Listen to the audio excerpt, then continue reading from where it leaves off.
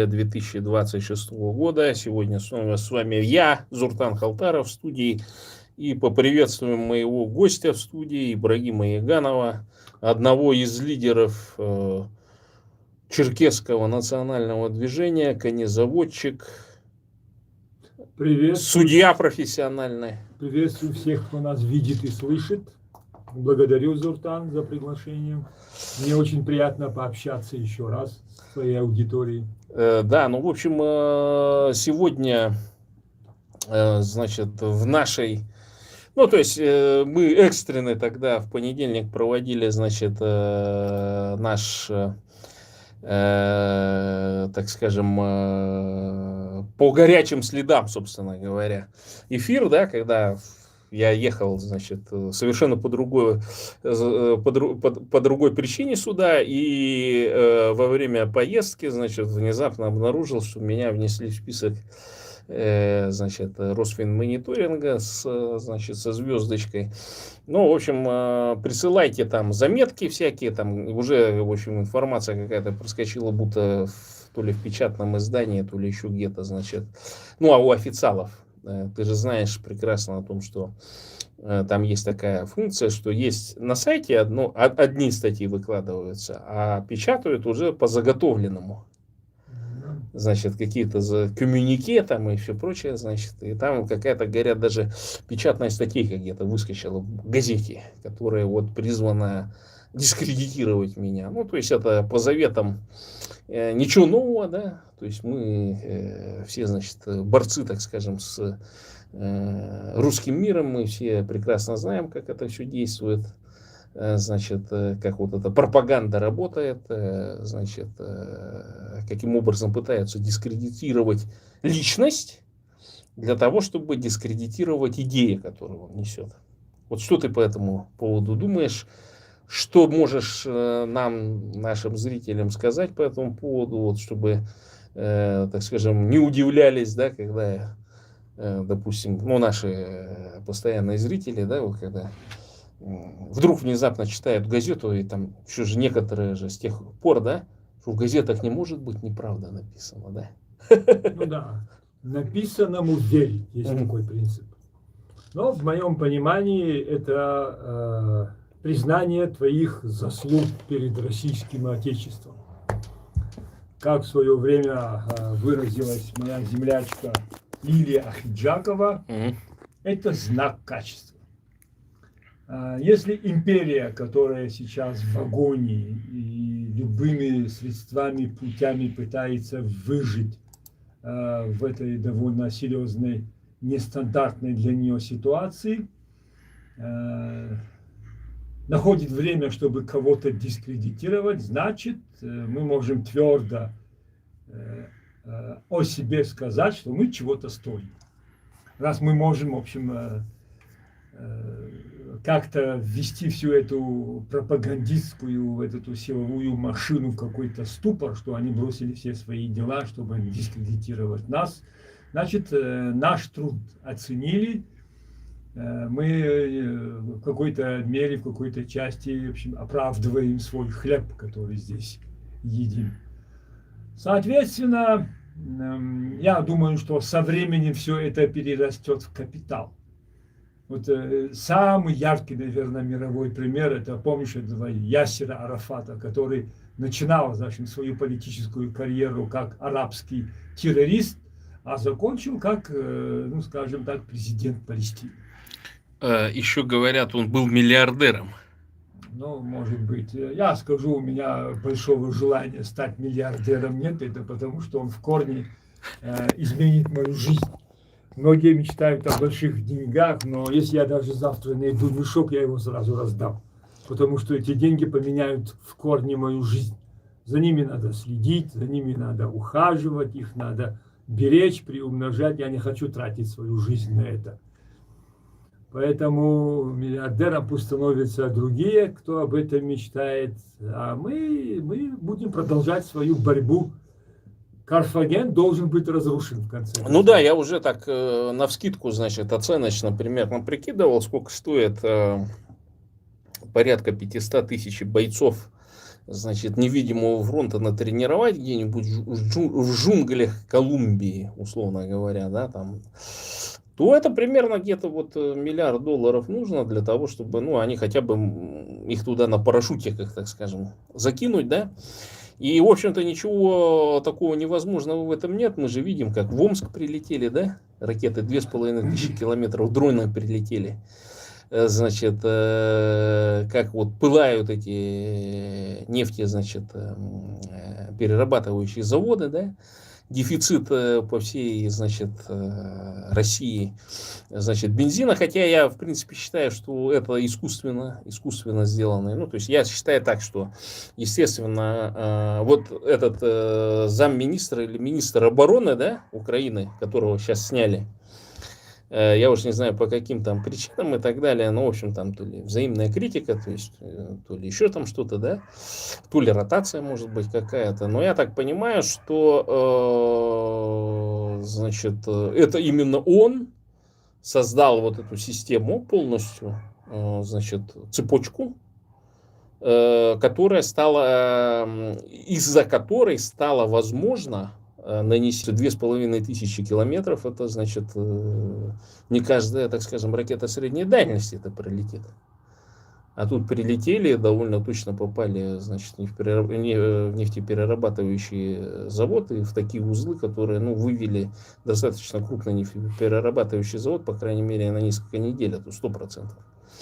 С другой стороны, Казахстан не перестал производить топливо. Да, то есть говорят, что даже уже начали завозить бензин и дизельное топливо, переработанное в Индии на тех же самых танкерах на Дальний Восток. Понимаешь? И на каких предприятиях? На тех же самых предприятиях той же Роснефти, того же Лукойла, например, которые они контролируют в той же самой Индии, например. То есть вот это, ну, условно говоря, продажа, значит, в Индию нефти, она, в общем-то, не обязательно обозначает, что это индусам продают нефть. Это может так сложиться, что какие-то нефтеперерабатывающие предприятия, которые находятся в Индии и принадлежат тому же Лукойлу и Роснефти, перерабатывают, ну, сами себе продают нефть, гоняют, так скажем, туда-сюда. Может быть такое? Ну, экономическая стабильность – вещь довольно хрупкая. В один момент утром можно проснуться совершенно в других экономических условиях. Особенно сейчас в условиях войны логистика становится очень дорогой и очень опасной. Вот больше чем 100 танкеров из 200 этого теневого флота России уже сожжено. Кроме этого, Индия, где проживают больше чем 1,5 миллиарда людей, потребляет довольно-таки много бензина, экспортирует много бензина. У них есть довольно серьезные контракты, которые идут на годы. Вот это все переформатировать и выделить какие-то квоты для России сложновато, а потом бензин все-таки вещь довольно-таки опасная, и на такие дистанции перевозить готовый бензин, не все страховые компании под это подпишутся, вот, потому что очень опасно. Эти дроны могут где-то вынырнуть, где-то и на Дальнем Востоке тоже, потому что кто мог подумать, что 2500 километров, в общем, долетит мопед. Они вдруг долетели. Кроме того, этот бензин с Дальнего Востока должен попасть в Европу, европейскую часть России. А это тоже довольно-таки серьезная логистика, очень далеко. И там нету коммуникаций, там нету дорог. Железные дороги, они перегружены, они, в общем... Лучше бы Путин вместо своего дворца в Геленджике, которым он сейчас не может воспользоваться, отремонтировал бы Байкало-Амурскую магистраль. Элементарно просто. Я не экономист, и я, в общем, просто своим своими мозгами фермера кавказского, я вижу, что в первую очередь надо было ремонтировать вот это все, а потом уже строить дальше дворцы. Ну, я вот посмотрел, небольшой анализ сделал, там в свое время, я помню, я какое-то время был таксистом в Улан-Удэ, ну и, значит, некоторые таксеры, они переделывали, значит, бензиновые автомобили на газовые. И, значит, ну, причем я даже вот помню, как-то он, получается, смотря наш канал, Республику Бурятия, ну, парень, мы познакомились просто, он работал в Корее, значит, там какие-то деньги заработал, ну, видимо, на квартиру в Улан-Удэ, ну, и решил, либо депортировали, либо решил завязать и вернулся в Улан-Удэ, так скажем, да. Приобрел автомобиль, и вот он говорит, а я вот тоже, глядя в ваш канал, решил, значит, типа таксистом поработать, и вот он говорит, я вот сейчас машину поставил на переделку, газовое оборудование, значит, ставить и так далее, для того, чтобы сэкономить. Но те, кто пользовались газовыми установками, да, они как бы, ну так, вроде как есть какая-то экономия, и вроде как ее нету совершенно, потому что в Бурятии газ привозной, то есть он себестоимости, там, то, что продают, гораздо выше, чем там, где есть трубопроводы, где они могут получить этот газ, например, перекачкой. Да? Потом понятно, что не все, значит, они работают, по-моему, если я не ошибаюсь, на пропан-бутановой смеси, то есть это жидкость, так или иначе, ну, под большим давлением. Но вот ты как считаешь, поможет, панацея ли? Я поделюсь опытом, интереснейшим опытом. Вот я за 30 лет, 35 лет своей фермерской деятельности израсходовал с нуля 3 Нивы, потому что в горах это самый удобный транспорт. УАЗы, они деревянные, и уже с возрастом понимаешь, эти что, таблетки, которые... Да, не только, да любые УАЗы. Они проходимые, они более выносливые, но они деревянные, и на них уже здоровья не хватает постоянно ездить. В горах еще можно ездить, но когда с гор выезжать, в общем, на асфальте это катастрофа. Поэтому оптимальный вариант для нас был Нива. У меня даже в одно время мне за долги насильно, в общем, всучили Паджеро, но я потом от него очень быстро избавился. Если Нива где-то в горах поломается, можно кулаком дать ему по башке, он, в общем, испугается, кое-как тебя куда-нибудь довезет. Можно что-то проволокой подвязать, где-то гвоздь забить. А вот с этими импортными такое не получается. Они сразу, если бьешь по башке, они обижаются и разваливаются. Ну и, в общем, такая история очень интересная вот с этими газовыми аппаратурами. Не обольщайтесь, вы там ничего не сэкономите. В одно время у нас подорожал вот этот пропан жидкий, он более безопасный, он там ее, в общем, легко транспортировать, потому что его можно, в общем, легко на грузовиках перевозить. Цена подскочила. Цена подскочила, и сразу же реакция, особенно у таксистов, все начали переходить на бутан, на газ. А там, в общем, аппаратура дорогая, потому что баллоны высокого давления, они крупные, тяжелые, толстостенные, они подороже. Все кинулись, организовались огромные очереди, он был очень дешевым. Ну и вот эти заработали те, кто устанавливают, продают эту аппаратуру. А когда рынок насытился этими аппаратурами, подскочила цена, вот и да, этот бутан. Поэтому не обольщайтесь, это бандитское государство, вы не обманете. Она вас всегда разведет. Что касается бензина, ну, я не думаю, что власть сейчас не заинтересована в этих условиях просто так поднимать цену, потому что это палка о двух концах, это может привести к социальному взрыву, потому что бензин это очень такая чувствительная позиция. В бензине нуждаются все. Без бензина ничего не будет работать. Особенно без дизеля сельское хозяйство сейчас на уровне срыва. Уборочная страда пшеницы на Кубани, на Ставрополе. Это катастрофа. Если каждый день откладывания уборки несет потери. Зерно просто сыпется под ноги, мыши их, в общем, уничтожают, птицы, и таким образом это будет спад урожая. Фермеры ничего не заработают, тем более при таких ценах на топливо их расходы элементарно просто не окупятся. А государство их не датирует. Государство датирует только агрохолдинги крупные, потому что они туда перечисляют эти деньги, а эти агрохолдинги с превеликим удовольствием откатывают чиновникам. А вот эти фермеры, которые небольшие, им этих денег не дают, потому что есть такое поверье, что фермер ничего делать не будет, он просто проест эти деньги.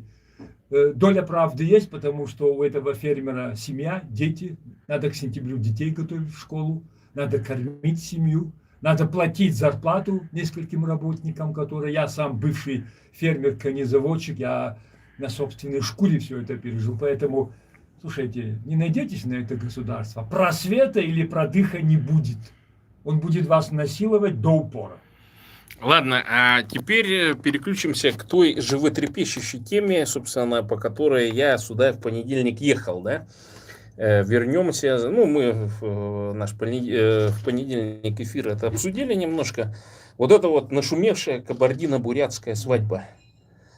Я даже вот шортс записал, значит, там кусочек видео, это там широко разлетелось, там, значит, вот какой-то бородатый бурят даже по этому поводу, там что-то гневное такое, гневную филиппику там написал по поводу бурятской женщины, которая что-то там. Да, предала свою Да, нацию. а я по этому поводу сказал, что ничего страшного в этом нет, главное, что это не вонюшка, а во-вторых, нарожать СССР воинов кабардинских на будущее освобождение, значит, Черкесии, этнической Черкесии, да, значит, чтобы вместе воевали, значит, против Москвы. Так что тут ничего такого серьезного нет. А вообще я, в принципе, как традиционалист, националист, да, я вообще считаю, что основное, почему бьет русский мэр, это по семье. То есть у них задача уничтожить было традиционную семью, неважно там черкесскую, бурятскую и так далее. То есть они били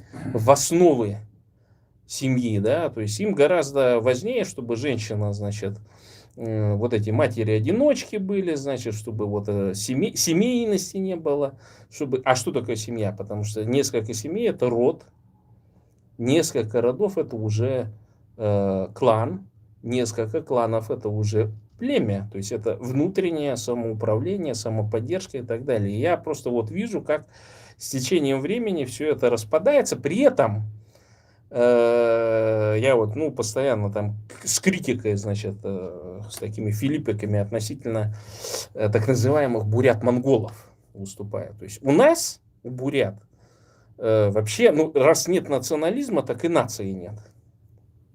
Я так считаю, что есть какой-то набор людей, которые, там интеллигенция, там понятно, которая об этом что-то думает, там ботанирует на этот счет, какие-то даже, может быть, вещи излагает, да, вот я, например, говорю, что не надо там ничего выдумывать, да, то есть нужно в духе романтического национализма говорить: Бурятия для бурят, бурятам бурятскую власть и Бурятия от Енисея до Амура. Вокруг этого объединять и строить. Но с точки зрения вот сохранности себя в условиях русского мира, нам надо все-таки и семью держать, да, и род поддерживать, и, безусловно, создавать кланы.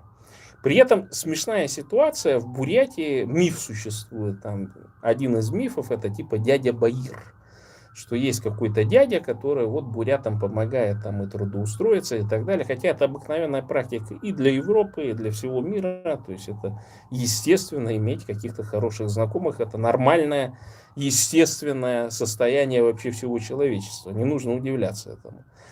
Но это создается специально для того, чтобы создать вокруг бурят черную легенду, будто буряты такие страшные коррупционеры, те крохи, которые Москва там сбрасывает, да, будто их еще подъедают.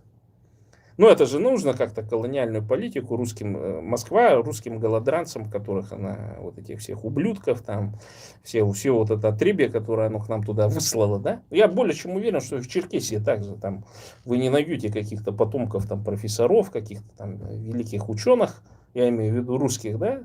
Вы отослали все отребье, от которого они хотели избавиться в виде колонизаторской вот этой массы, да.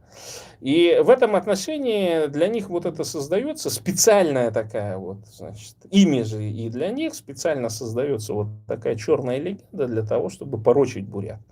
И некоторые буряты это воспринимают вот буквально, что есть какие-то кланы, что они там что-то решают в регионах и так далее. Я не говорю за Кавказ, я говорю сейчас за Бурятию, потому что в Бурятии нету такого.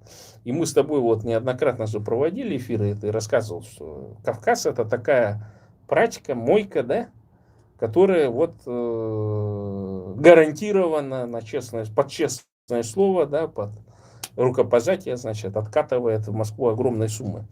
И в этом отношении я думаю, что совершенно у нас разная ситуация.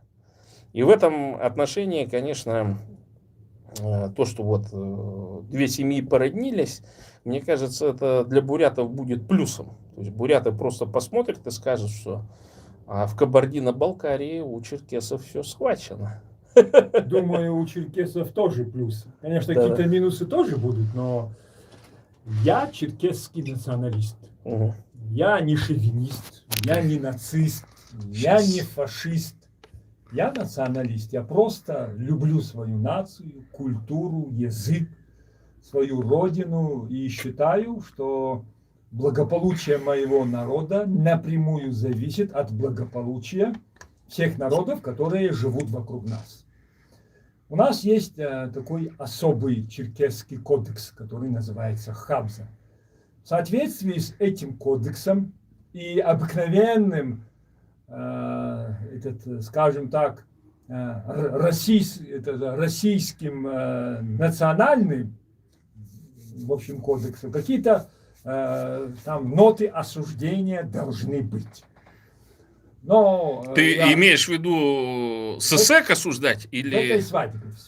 Или вашего женишка? Нет, обеих. Обеих. Обеих. Это тут, скажем так, обе стороны. Процесс свадьба это танго для двоих, не для одного. Вот. И вот здесь в чем это заключается? Вот у нашего кодекса национального Хабза есть особая философия. И согласно этой философии я вам сейчас немного расскажу про плюсы и расскажу про минусы. Начнем с минусов. Но минус в том, что открыто скажу, что именно у нас немножко разная раса, и вот это разрез глаз, который передастся детям, у нас это, в общем, не будут приветствовать. У нас есть одно такое выражение «нагойнапа». Это выражение связано с тем, что у нас всегда были очень тесные, близкие отношения с нагайцами. А нагайцы, они вот как раз были вот с таким узким разрезом глаз, и всегда были очень много браков с ними в свое время. И практически получилось так, что они были больше ассимилированы. И сейчас нагайц, который живет на Кавказе, вот в Ставропольском крае, их, в Карачаево-Черкесии много, рядом с черкесом поставишь, и практически их отличить невозможно. Но нагайцы в оригинале, они должны быть... как казахи, да? Да, как буряты тоже, примерно. И вот этот, конечно же, генетически это может передаться, и в среде черкесов всегда встречаются немного раскосые глаза, которые, конечно, не приветствуются. Вот этот момент, в общем, скажем так, в минусе. То есть буряты портят черкесскую породу. Да, немножко, скажем так. Да. Это сказал ты сам, я этого не говорил. Дальше. Вообще у нас народ стал малочисленным. Например, на Кавказе сегодня проживает около 800 тысяч черкесов. Говорить о расе уже это катастрофически мало. И практически, независимо от того, как бы ты далеко в пределах Черкесии не поехал бы за женой черкешенкой, кровь этим не обманешь. То есть идет уже смешение крови, родственное смешение крови. И для нас очень важно именно привлечение каких-то кровей, которые биологически находятся подальше от нашей генетики. Но это, в принципе, вообще в ветеринарии называется инбридингом. И такой подход есть, конечно, и в селекции животных. Но ввиду того, что наша анатомия очень близка друг к другу, нам тоже приходится как-то думать об этом. Но, тем не менее, я расскажу о менталитете и отношении к этому. Вот такие жесткие позиции, когда старшие требовали, чтобы младшие обязательно брали в жены именно из своего рода, это уже в истории. Смешанных браков очень много. Тут вопрос в другом. Как эта женщина войдет в этот род? Ну, во-первых, я смотрел много сюжетов про эту свадьбу. Невеста была одета в бурятское национальное платье. То есть это стилизованное. Это уже ваш вопрос, не наш. Мы его видели первый раз. Вот. То есть это прежде всего дань уважения бурятской культуре и бурятскому народу. От нее могли потребовать, в общем, переодеть ее в национально-черкесское платье. А ее потом переодели, кстати. Это потом. Это потом. Может быть, это было желание невесты как-то, в общем, дать уважение родственникам жениха или еще что-нибудь. И черкесское национальное женское платье очень красивое, вышитое золотом в серебре, украшения серебряные. В общем, это целый шедевр. Я думаю, ей было очень приятно переодеться в такое платье. А стороне жениха, я думаю, было очень приятно отдать дань уважения родственникам невесты. У нас очень говорят, когда ты берешь в дом девушку, ты не просто девушку берешь, а берешь еще ее родню. То есть твоя родня в разы увеличивается с этой невестой. И к этому у нас всегда очень большое значение. Огромная церемония знакомства с родственниками невесты. Ну вот смотри, там же свадьба, я насколько понимаю, она была именно национальная свадьба, согласно черкесским традициям. Потому что я не видел там, значит, какие-то вот... Имеется в виду, что это не мусульманская, может быть, вот этот бородатый бурят именно по этому поводу европейских и мусульманских, точнее, арабских свадеб у нас категорически не бывает. Только национальные. И бывает... Колым платят вообще, нет? Колым давно не платят, но некоторые чисто символически, чтобы соблюсти порядок как-то. Ну, колым это что? Но я должен отметить, что у нас именно в Черкесии есть одна очень популярная специальность. Она очень такая, ну, последние годы это было сильно развито. Эта специальность называется зять. Если ты прокрутился и урвал дочку какого-нибудь министра, там, чиновника, богатого человека, твоя жизнь удалась. Тебе обязательно подарят Мерседес вместе с невестой, тебе подарят квартиру. И вот эта гонка целая идет, кто больше подарил своему зятю. Именно зятю.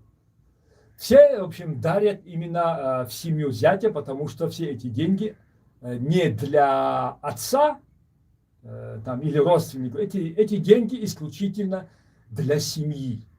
Ну, то есть это приданное. Для новой семьи, да, типа приданное. Приданное. Но стандарта, что там обязательно должна быть приданное, как в России, этого нет. Это чисто добровольное.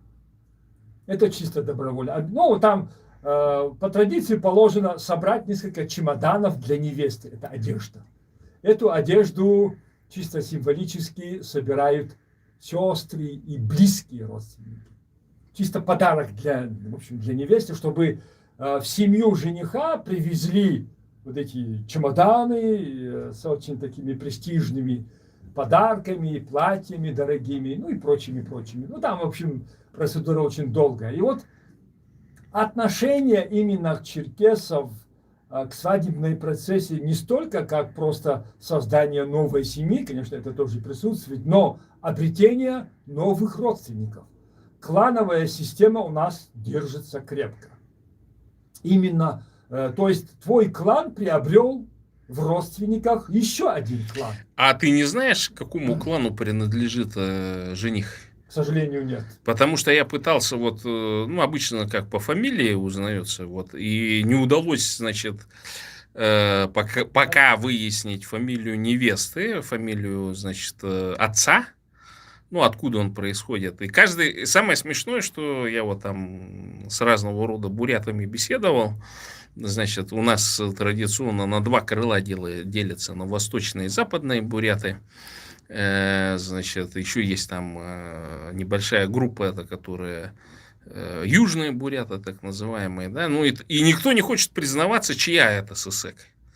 Ну, я откровенно скажу, черкесское общество, оно более такое... Хотя у отца было, значит, ДГЛ, ну, вот этот традиционная одежда, она хоринским бурятам относится.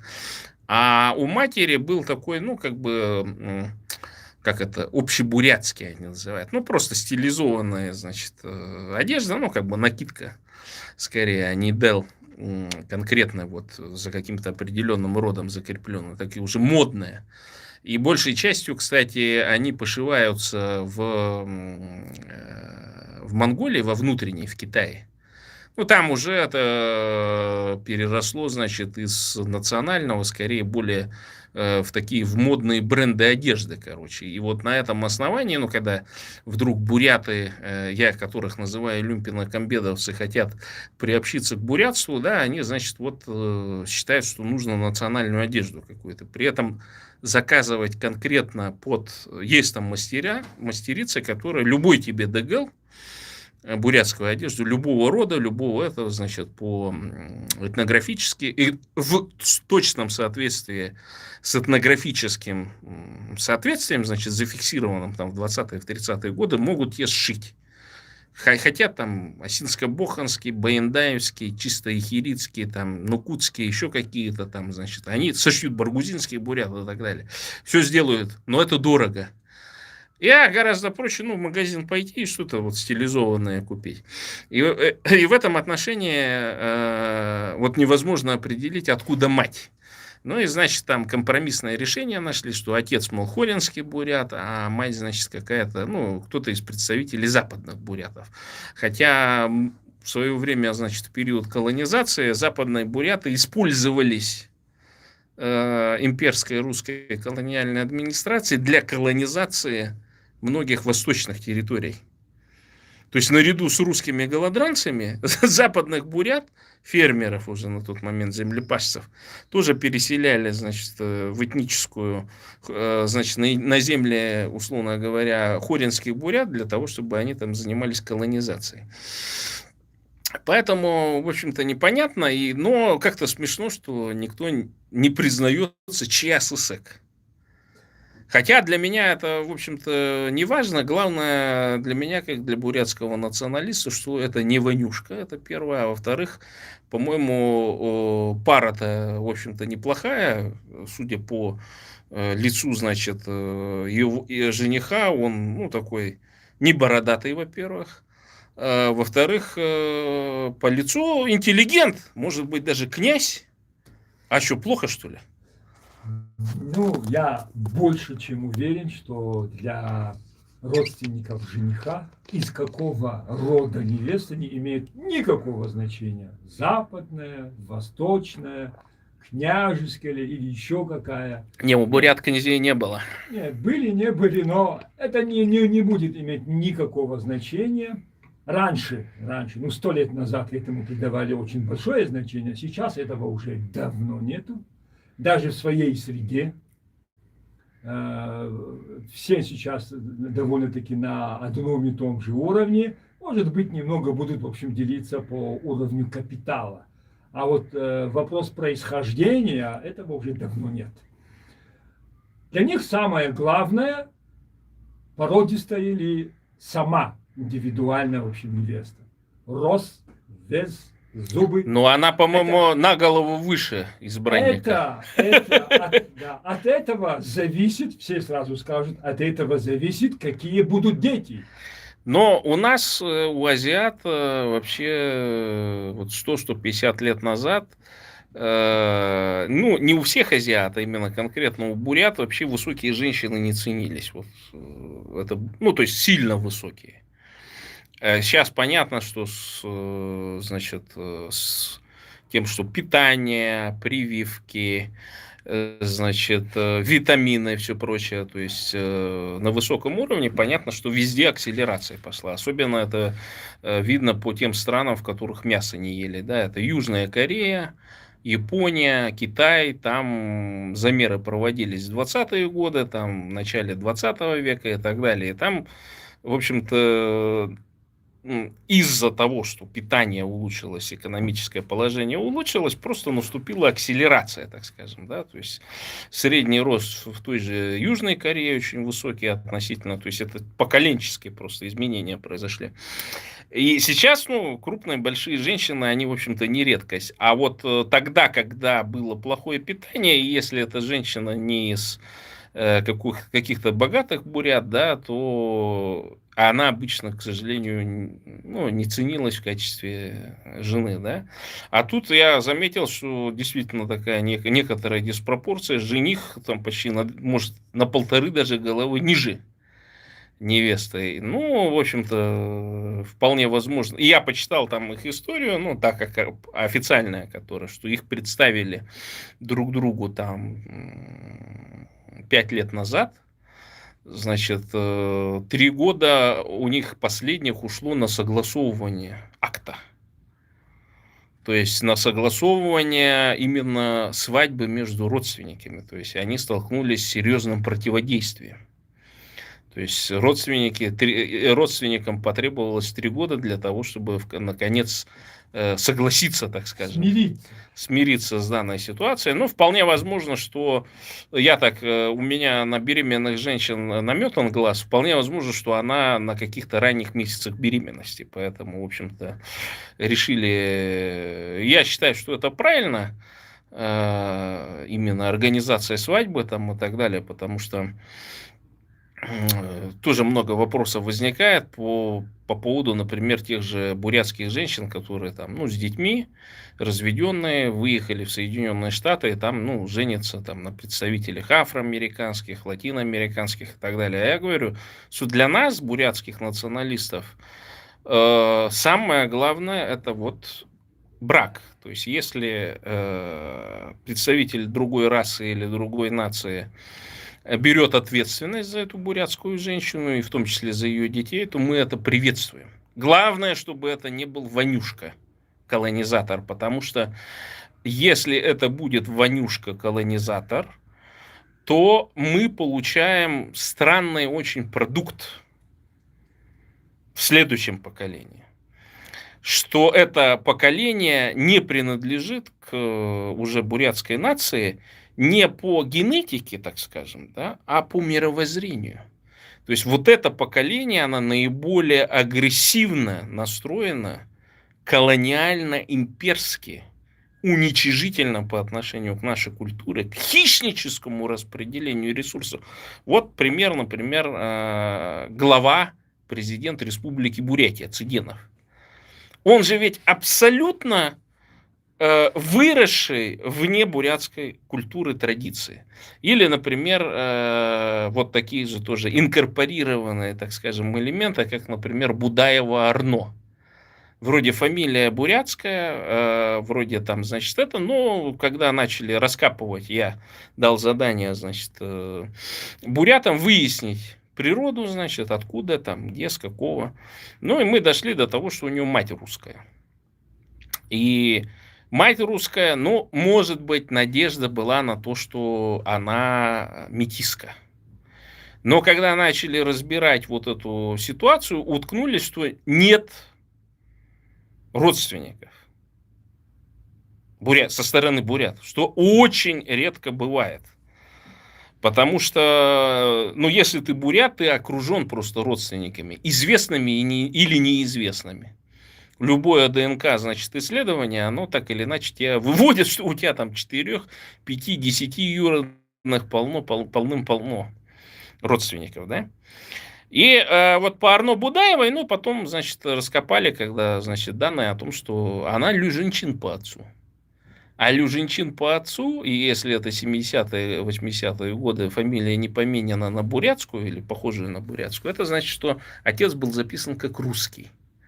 Да, китайского происхождения, но был записан как русский и не подвергся, значит, высылке после конфликта на Даманском. А тогда китайцев высылали в огромном количестве. Ну и вот сейчас недавно тоже одна, значит, известная мошенница, так скажем, мой персональный враг, здесь, в Варшаве, заявила о том, что для нее это очень вот важно, что в Польше открылась выставка, потому что один из ее предков внезапно поляк. А я знаю процедуру, значит, получения карты поляка, есть такая карта. Ты должен дать либо здесь в воеводстве, либо в консульстве польском присягу о том, что ты являешься поляком. То есть ты себя как бы признаешь поляком. Не бурятом польского происхождения, а поляком. И меня вот очень это сильно удивляет, да, то есть как бы если ты себя признал поляком, не просто гражданином Польши, а именно поляком, да, как ты можешь возглавлять бурятское какое-то национальное движение? Это разве не обман? Не мошенничество? Обманывать и тех, и других, и так далее. И я-то вполне себе представляю о том, что, скорее всего, там ничего и нет. То есть, это просто очередное, значит, мошенничество на происхождение для того, чтобы получить плюшки. Поэтому для меня вот это вот, я считаю, что такая позиция, да, это двурушничество. И вот когда такое читаешь, и потом, значит, и причем это исходит еще от тех людей, которые меня еще пытаются дискредитировать, используя, значит, бывших ментов, там, значит, провокаторов ФСБшных различных и так далее. При этом стараются, значит, себя таким образом вести, да, что они-то как будто бы вот носители бурятских традиций, там еще чего-то, как будто бы они там давным-давно боролись за какие-то там бурятские ценности и так далее. Но когда в феврале 2022 года война началась, да, где эти люди были? Какие они статьи писали? Они писали статьи о том, что бурят в Украине нет. Понимаешь? И только тогда заявили о суверенитете и независимости, когда я 8 мая 2022 года здесь, в Варшаве, недалеко от этого места, где мы находимся, на вилле Фоксал, на все СМИ мира заявил о том, что мы, буряты, хотим суверенитета и независимости. И им нужно было методички, чтобы прислали, и через какое-то время они там заголосили вдруг. Это они были когда-то давным-давно где-то в интернетах, там, на сайте Бурятия.орг, там выступали, что-то писали там и так далее. Ну, то есть, попытка перехвата повестки, да, что известный на всю Бурятию экстремист, а ныне снова террорист и экстремист Зуртан Халтаров, которого, значит, 12 июля 2026 года внесли в список террористов и экстремистов Росфинмониторинга. Я до сих пор, кстати, не знаю, значит, по какой статье они там это уголовное дело завели. Ну, в общем, сегодня еще должна была быть обсуждать, поскольку там у коллег технические проблемы возникли, значит, мы хотели еще обсудить статью. Ты слышал про статью Мельниченко, такой беглый олигарх? Да. Значит, написал статью о том, что, в общем, распад России там несет какие-то там риски, 5-10. Я только комментарии на эту статью прочитал. В общем-то, потому что, по-моему, статья не находится в общем доступе, но и удивителен журнал, в котором написали эту статью. Да? Эта статья, значит, написана в журнале «Экономист», который является систематическим критикам путинского режима. То есть они критиковали путинский режим, когда это еще было не мейнстримно. Да? И вот как ты считаешь, с чем это связано? Именно вот сейчас появление, да, вот этого беглого олигарха с этой статьей там. То есть настройки поменялись или что? Как ты думаешь? Ситуация меняется в корне. Особенно вот тот темп, который сейчас задан Украиной в связи вот с этими дроновыми атаками на НПЗ, оно за эти полгода, в общем, который провел операции, вот эти операции Федорова, они в корне изменили отношения и настроения не только в Украине, но и в России тоже. Люди, особенно вот приближенные ВВП, им этот мир вот в таком виде нужен. Да, они на этой войне зарабатывают бешеные деньги. Но зачем им деньги в золотой клетке в Москве? Они-то не привыкли жить в Москве, они не живут в Москве, они там работают. Жили-то они на Западе, в Дубае, еще в других местах. И вот эта клетка их в корне не устраивает. Они сейчас вообще-то перекачивают свои активы, если могут, по той причине, что они уже утеряли какую-либо перспективу в этой войне. И во-вторых, к ним начали приходить. Уже одного раскулачили, второго раскулачили. Так это ж не их деньги были. Это же, вот смотри, русская оппозиция, да, вот эти все так называемые хорошие русские, они вот этих олигархов подают как люди, которые вот в трудный момент времени сориентировались, значит, и вот они такие бизнесмены от Бога были, да, что из простого менялы там денежного, да, вдруг внезапно человек стал банкиром, причем довольно успешным, а потом, значит, на новых уже путинских залоговых аукционах подобрал государственные предприятия, которые до этого, ну, то ли Минимущество, то ли где ли были, или не были еще в процессе приватизации, потому что, ну, они приносили реальную, значит, валютную выручку, да, потому что всегда Советский Союз с момента постройки вот этих предприятий по производству калийных, фосфатных, там, азотистых удобрений и так далее, они всегда продавали их на Запад. Это была такая твердая валюта. И вдруг они оказываются в руках Мельниченки. Зуртан, я во все это не верю, это бред. Было такое понятие, как золото партии. Угу. Имелось в виду не обыкновенное золото в металле, имелось в виду имущество партии. Когда начали распиливать имущество партии, кто-то получил самые жирные куски, кто-то чуть-чуть, а кто-то и дулю получил, традиционную, российскую. И вот те, кто оказались в нужном месте, в нужное время, особенно у кого в этой партийной номенклатуре были родственники, связи, ведь это же распиливалось членами вот этого преступного сообщества КПСС. И они, в общем, ну, у этих людей не было понятия владеть имуществом. Они-то все были воспитаны на идеях марксизма-ленинизма, но золото, в общем, вкус денег и золота они чувствовали, как бывшие голодранцы, в общем, многие из них.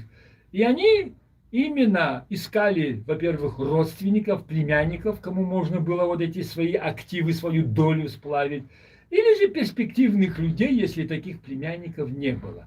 И вот эта плеяда вот этих так называемых олигархов российских выросла именно вот из этого.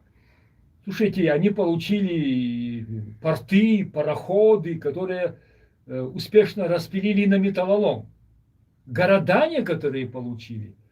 А вот этот ваучер, вот я, например, очень долго не мог понять, что это такое.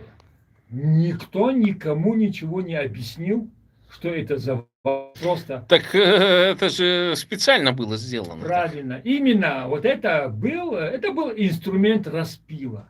И вот все вот эти люди, начиная с Ходорковского и прочих вот этих всякого рода Мельниченко, самыми такими ярыми, такими, знаешь, искусственными, талантливыми оказались Березовские, Гусинские там, и прочие, в общем, которые миллиардами все это, в общем, распилили, использовали каждый сучок.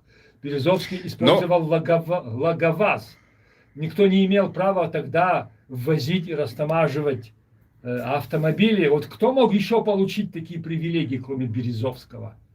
И он что, просто так получил? Нет. Знаешь, кто мог получить? Мавроди. Да. И дело в том, что он-то знал про то, что ваучер это распил, и, в общем-то, вот эта афера с МММ, она привела к тому, что, и он потом уже впоследствии говорил о том, что более 5 или 10% акций МММ, акций Газпрома на тот момент было вот на эти ваучеры, которые они от населения получили, выменены. И потом, правда, эту долю, вот как только, да, 94 год, как только не тот человек залез в распределение, что случилось с Мавроди?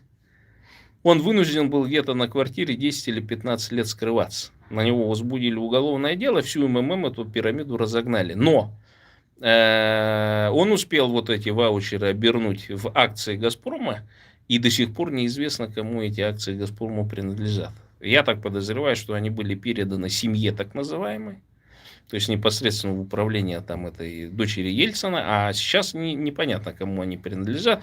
С другой стороны, сейчас акции Газпрома практически ничего не стоят. Это предприятие, которое стоило там в свое время 300 миллиардов, сейчас, говорят, стоит от силы там 10 или 15. Ну, это первая плеяда ельциновских олигархов была раскулачена. Тот же Гусинский, тот же Березовский. Ну, с голоду они, конечно, не умирали, какую-то долю активов они все-таки, в общем, припрятать успели, но львиную долю у них отжали. Отжали кто? Олигархи нового поколения, путинские. А сейчас уже еще, в общем, подросло другое поколение, которое тоже, в общем, сейчас отжимает. Сейчас идет, может быть, третья или четвертая волна раскулачивания, потому что деньги сейчас нужны на войну. Войну любой ценой. Или они выиграют эту войну, или погибнут в ней. Война обычно редко, в общем, в войне бывает ничья. Кто-то должен проиграть, а кто-то должен победить. Поэтому к этому идет, и они чувствуют, что они проигрывают, а погибать они не хотят. И вот они сейчас начинают из своих рукав вытаскивать какие-то там козырные тузы, там какие-то там припрятанные материалы, все что угодно с единственной целью – выжить в этих не очень легких условиях. Ну, попытаться ухватить вот эту, значит, за повестку ухватиться, потому что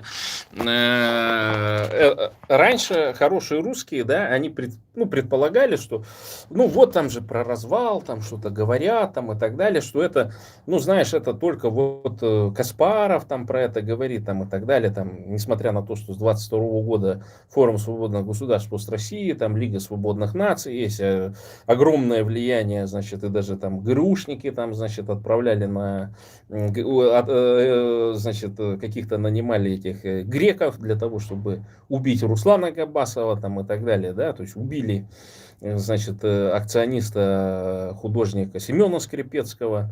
Еще неизвестно, какое количество людей, в принципе, могло быть отравлено, да, какими-то спецсредствами там и так далее. Вот тоже Линдси Грэм, например, расслоение аорты. Тот же Януш Бугайский тоже непонятно от чего умер.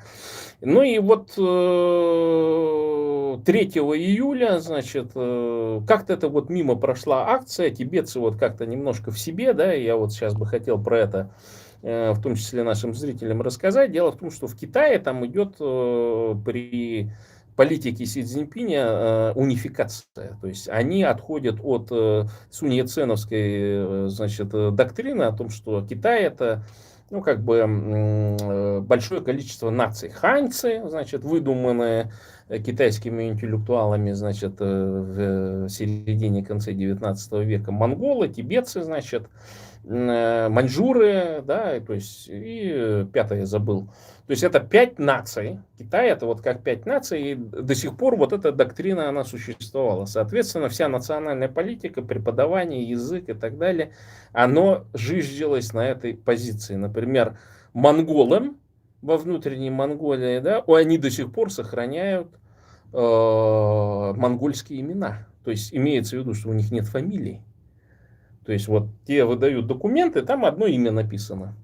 И я помню, какой шок был у моей знакомой бурятки, да, которая вот узнала это, будучи уже достаточно взрослой. А я говорю, я еще в 90-е годы про это знал, о том, что в нашей вообще старой, давней бурятской традиции главное было не фамилия, а твое имя. И потом уже, когда тебя спрашивали, чей ты сын, например, ты уже говорил и уже далее говорил про свой род, к какому ты роду относишься. Но в бурятской традиции главное было это твое имя, и ты должен был свое имя прославить или, по крайней мере, не запятнать его. И мне понравилось выступление одной из активисток тибетских, и она сказала такую важную фразу. Мы, тибетцы, мы нация, то есть именно как в плане государства образующая нация, мы не минорити, мы не меньшинство.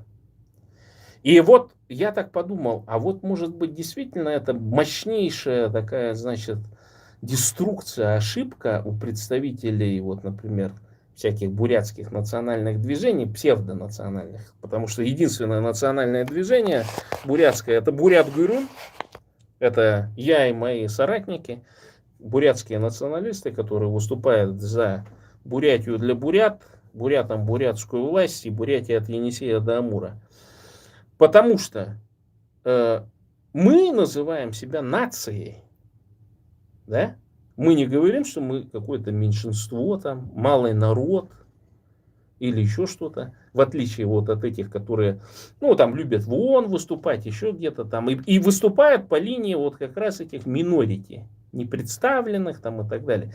И была же такая организация, и до сих пор есть, значит, которая представляет гораздо более крупные народы, не представленные в ООН. Это такое, значит, объединение, это тоже как некоммерческая организация и так далее.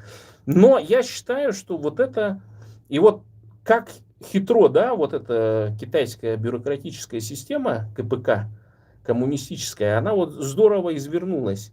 И они сейчас там проводят такую политику китаификации, то есть не ханификации, то есть они не заставляют тибетцев становиться, значит, ханьцами, но они проводят политику, что мы все китайцы. Джонгожен.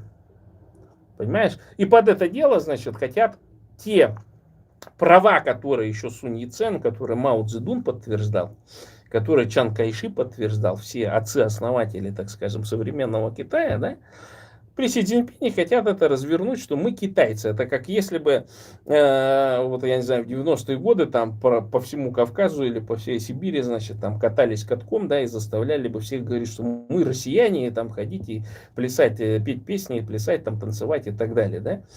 То есть это вот такая же система. Другое дело, что в Китае мощнейшее инфраструктурное изменение. Китай за последние 20 лет сильно инфраструктурно изменился, сильно побогател.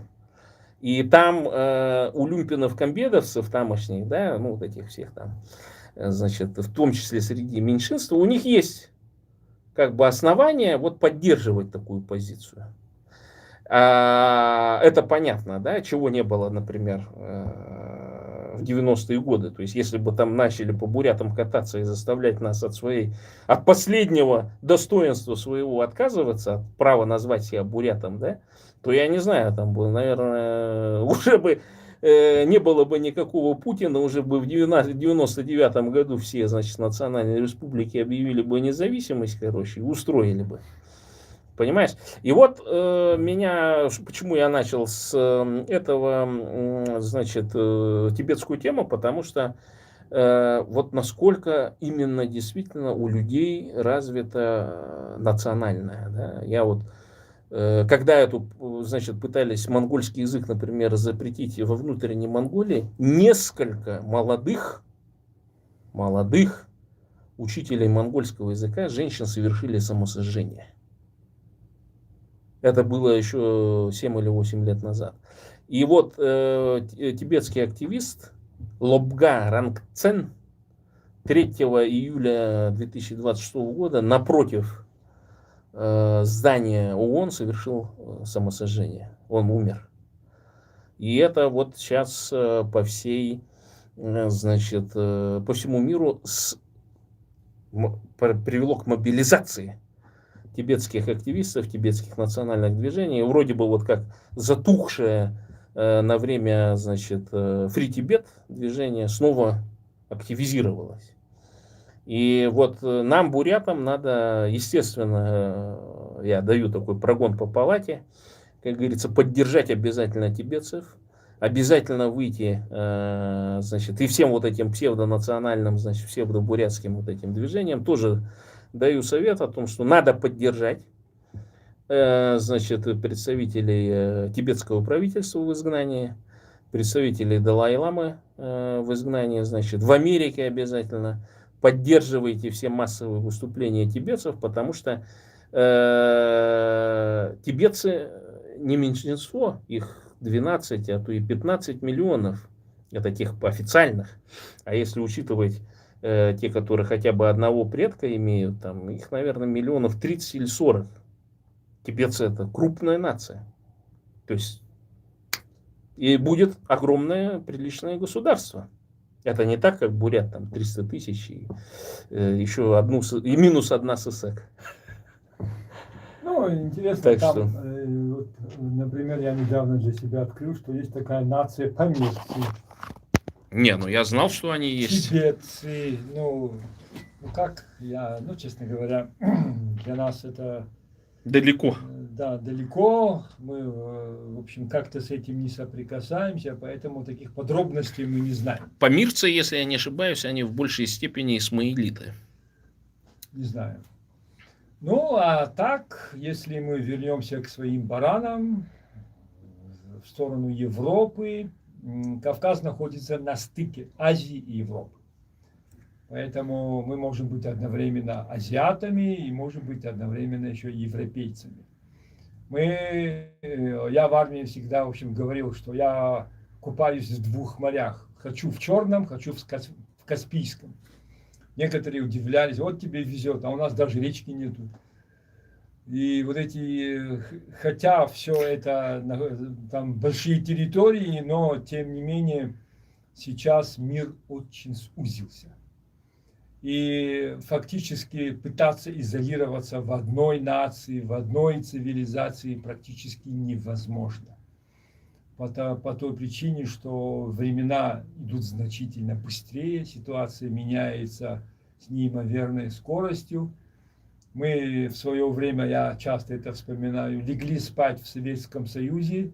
Я человек далеко уже не молодой, а проснулись в Российской Федерации. Мы долго не могли в это поверить. Но Ты потом... спал 4 года? Мы долго не могли поверить в это. За ночь мы оказались в Российской Федерации. За ночь.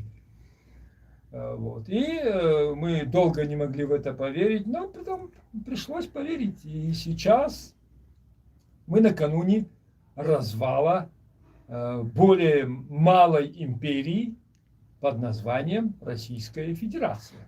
Она не была федерацией, это бред. Советский Союз тоже не был республикой, хотя так и назывался СССР. Это тоже была империя. И вот на современном этапе жить с имперскими амбициями, завоевывать территории, как это пытаются сейчас сделать путинский кооператив, фактически невозможно.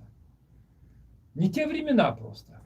Элементарно. И вот они получили... Я считаю, что Россия сейчас отмирает естественным путем. Кроваво, тяжело, в общем, через войну. Но так было всегда. Так умирали все империи. Основные, в общем, европейские империи, они канули в историю после Первой мировой войны. Даже Османская империя. А вот это, в общем, протянуло еще 70 с лишним лет. И вот сейчас она в 90-м году закончилась. Они попытались сделать ребрендинг, федерацию, в общем, перейти от империи к республике. Вторая попытка после 17 года. Сделали круг по старому сделали забег по старому кругу. На это ушло 35 лет, скажем так, с 91 года. И опять вернулись, в общем, к исходной имперской точке. Сейчас опять пытаются перезапустить новый забег. Вот эти европейские либералы, Ходорковские, Гудковы, которые считают, что запроса на демонтаж империи, мягко выражаясь, нет. А кого они спрашивали? Нас спрашивали, когда эту войну начинали? Не спрашивали. Нас спрашивали, когда нас завоевывали 200 лет назад? Не спрашивали. И сейчас мы никого спрашивать не собираемся. Этот вопрос обсуждению не подлежит. Карфаген должен быть разрушен.